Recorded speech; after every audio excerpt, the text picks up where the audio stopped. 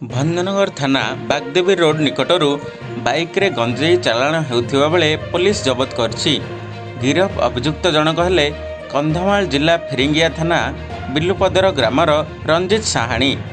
ଗୁରୁବାର police patrolling କରୁଥିବା ସମୟରେ ଚାଳକ ଜଣକ ଦେଖି ନିଜ ଗାଡ଼ିକୁ ବୁଲାଇ ପଳାଉଥିବା ବେଳେ ପୋଲିସ ପିଛା କରି କାବୁ କରିଥିବା ଏସ୍ଆଇ କେଶବ ଷଡ଼ଙ୍ଗୀ ସୂଚନା ଦେଇଛନ୍ତି। ଏହାପରେ ଏଟିଓ ଅଭିଷେକ ମେହେରଙ୍କ ଉପସ୍ଥିତିରେ ଅଭିଯୁକ୍ତଙ୍କଠାରୁ 22 କେଜି ଗଞ୍ଜେଇ ଜବତ କରିଥିବା ପୋଲିସ ସୂଚନା ଦେଇଛି। ଏନେଇ କେସ୍ ନମ୍ବର 978ରେ ଏକ ମାମଲା ରୁଜୁ କରି ଅଭିଯୁକ୍ତକୁ କୋର୍ଟ ଚାଲାଣ କରାଯାଇଥିବା ଶ୍ରୀ କେଶବ ଷଡ଼ଙ୍ଗୀ ପ୍ରକାଶ କରିଛନ୍ତି। ବ୍ୟୁରୋ ରିପୋର୍ଟ ଘୁମୁସର ମହକ।